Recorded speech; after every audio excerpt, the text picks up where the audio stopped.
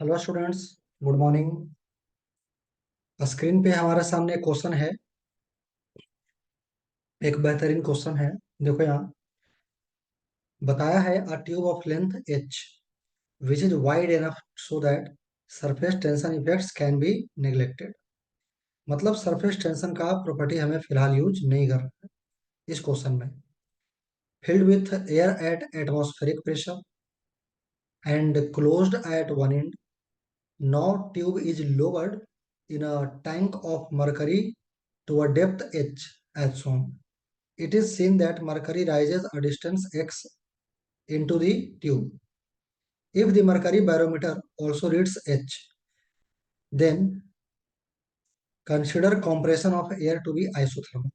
Okay, देखो यहाँ इस क्वेश्चन में जो कॉन्सेप्ट हमें यूज करना है, फर्स्ट ऑफ ऑल तो आप ये समझो कि जो ये आप ट्यूब देख रहे हो ना यहाँ पे, ये जो आप ट्यूब देख रहे हो यहाँ पे, ये शुरुआत में चलो मान लेते हैं ऐसा था और यहाँ एयर भरा हुआ है।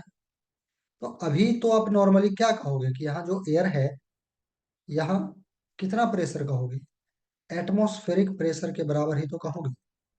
अच्छा, क्वेश्चन ने बोला है कि जो बैरोमीटर है वो कितना प्रेशर मेजर करता है। देखो, बैरोमीटर ऑल्सो रीड्स एच।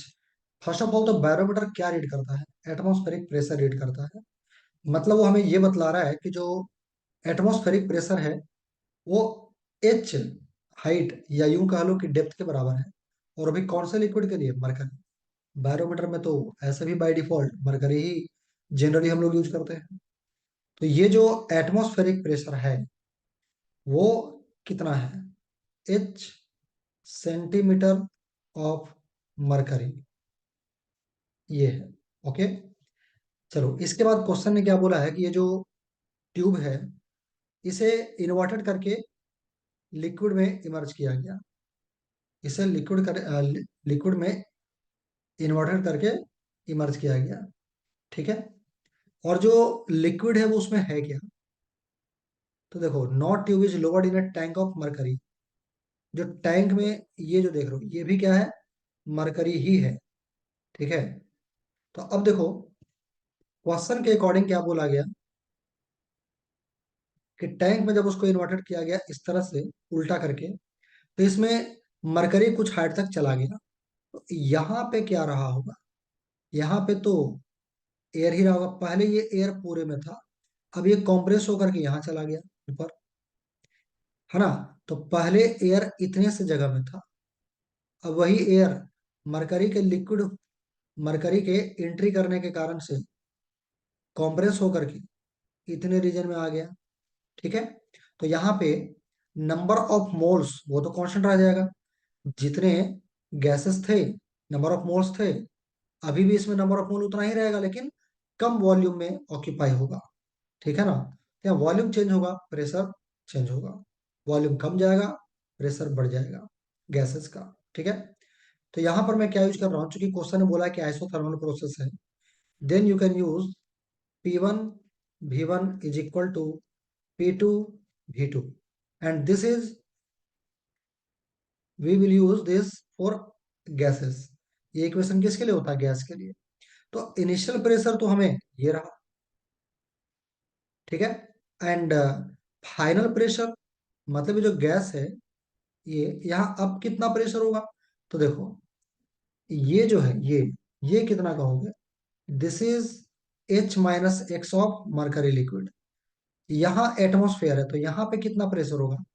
तो यहाँ पे आप कहोगे H सेंटीमीटर ऑफ मरकरी, जो कि एटमोस्फेरिक प्रेशर होगा। और कितना और नीचे जाएंगे? H minus x.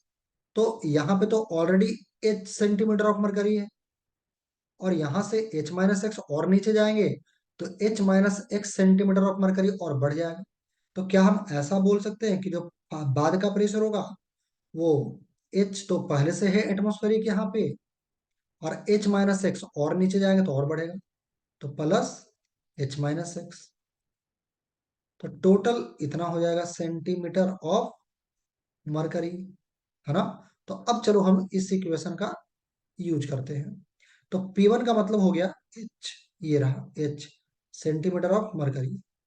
और इनटू में क्या लिखेंगे, वॉल्यूम।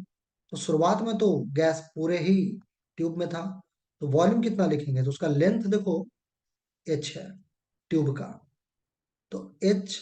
और एरिया ऑफ क्रॉस सेक्शन नहीं दिया है, चलो मान लेते हैं फिलहाल ए है। तो ये हो गया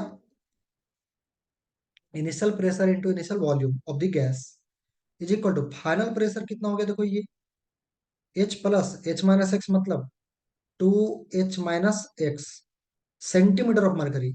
इस वाले एच में भी सेंटीमीटर ऑफ मरकरी था, और इस वाले में भी सेंटीमीटर ऑफ मरकरी होगा।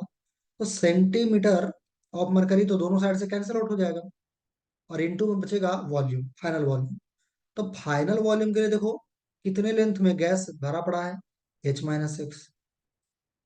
और एरिया ऑफ क्रॉस सेक्शन हमने ए माना हुआ है, A is cancelled out, and from here you can see that h square is equal to 2h minus x into h minus x.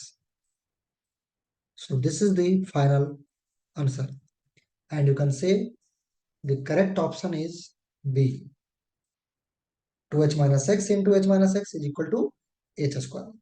Then option B is right option. Okay. तो उम्मीद करते हैं आपको समझ आया होगा, इस वीडियो से आपको थोड़ा हेल्प मिला होगा। Thank you.